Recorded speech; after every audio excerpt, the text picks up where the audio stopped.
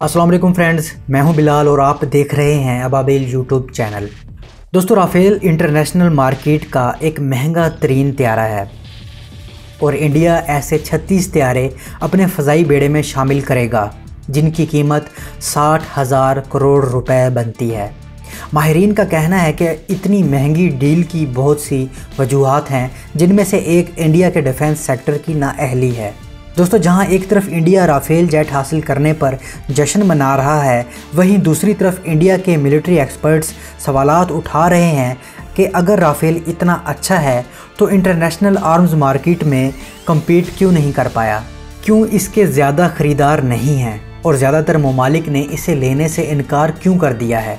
Guys, आपको बता दें कि जब इंडिया को जदीद तैयारी की ज़रूरत महसूस हुई तो इनिशियल बिडर्स के तौर पर 6 ममालिक के तैयारे सामने आए, जिनमें लॉकहीड मार्टिन्स का F-16, Boeing FA-18, Eurofighter typhoon, Russian MiG-35, Sweden साब ग्रिपेन और फ्रांस का राफेल तैयारा शामिल है।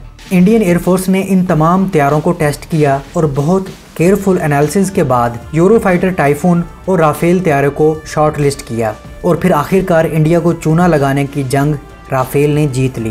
पहले ये मुआहदा 126 राफेल खरीदने का था, फिर जब मोदी ने इक़्तिदार संभाला तो फ्रांस से बातचीत करके ये मुआहदा 36 तैयारे तक ले आया। लेकिन दूसरी तरफ इस मुआहदे की कीमत कुछ खास कम नहीं हुई जितनी होनी चाहिए थी। ये बाशऊर इंडियंस भी जानते हैं कि इस डील में कितना बड़ा घपला हुआ है। अब सवाल ये पैदा होता है कि अगर राफेल इतना ज़बरदस्त और इंस्पायरिंग कैपेबिलिटीज़ का हामिल है और इंडिया ने इतनी जांच पड़ताल के बाद इसे सिलेक्ट किया है, तो इस तैयारे के इतने ख़रीदार क्यों नहीं हैं? इंडिया के अलावा सिर्फ कतर और मिस्र के पास राफेल हैं, वो भी बहुत थोड़ी तादाद में। ये तो सभी जानते हैं कि जो चीज़ अच्छी होती है उसके ख़रीदार भी ज़्यादा होते हैं। जैसा कि F-16 को 27 ममालिक ऑपरेट कर रहे हैं, F-35 अब आया है और इसके 15 बायर्स हैं। अब इंडियन ये ना कहने लग जाएं कि इतना महंगा तैयारा सिर्फ हम ही खरीद सकते हैं, बाकी दुनिया के पास पैसे नहीं हैं।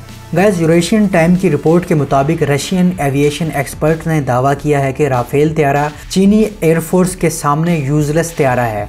राफेल की मैक्सिमम स्पीड 1.8 मार्क है, जबकि चाइनीज़ J-16 की 2.2 मार्क है।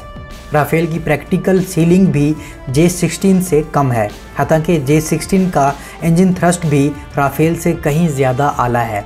एक्सपर्ट का कहना था कि अगर इंडिया 36 के 36 राफेल तैयारे भी चीन की साइड पर डिप्लॉय कर दे तो तब भी टेक्निकली तौर पर चीन पर बर्तरी हासिल नहीं कर पाएगा। दोस्तों, दूसरी तरफ आप अगर इंडियन न्यूज़ चैनल्स और सोशल मीडिया देख लें तो वो तो राफेल के अलावा बात ही कोई नहीं कर रहे। उनके नज़दीक तो राफेल के मुकाबले में कोई नहीं है, चीन तो दूर की बात है। अब तक इंडियन मीडिया ने वार रूम्स में बैठकर राफेल से पता नहीं कितने शहर फतह कर लिए हैं। दोस्तों, इंडिया की खुशी देखकर मुझे अपने बचपन के दिन याद आ गए जब अब्बू ने मुझे प्लास्टिक का जहाज़ खरीद कर दिया था। मैं भी इतना ही खुश था जितना आज इंडिया है। लेकिन मैं एक दिन उस जहाज़ को अपने हमसाये के घर ले गया जहाँ वो जहाज़ टूट गया। मैं तो वापस आ गया, लेकिन हमसाये के लड़के ने उस टूटे हुए जहाज़ के पुर्जे तक वापस नहीं किए। खैर, मेरे बचपन के इस दर्दनाक वाक़े का इंडिया के राफेल से क्या लेना देना। दोस्तों, बड़े तज्ज़ियाकारों का कहना है कि राफेल की कामयाबी में सबसे बड़ी रुकावट इसकी ज़्यादा कीमत है, जबकि इसका एयरफ्रेम बहुत हल्का और अनस्पेशलाइज्ड है।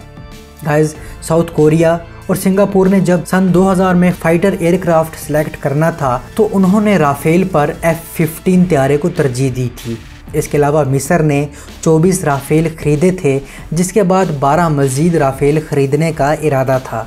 लेकिन पहली डील मुकम्मल होने के बाद मिस्र ने अपना इरादा बदल दिया और मज़ीद 12 राफेल ख़रीदने की बजाय रूस से 24 Su-35 की डील साइन कर ली। इंडिया के अशोक सवाइन, जो कि professor of peace and conflict research हैं, उन्होंने अपने ट्वीट में कहा है कि अगर राफेल इतना ही अच्छा है तो Oman, Korea, Singapore, Libya, Kuwait, Canada, Brazil, Belgium, UAE, Switzerland और मलेशिया ने इसे ख़रीदने से इनकार क्यों कर दिया।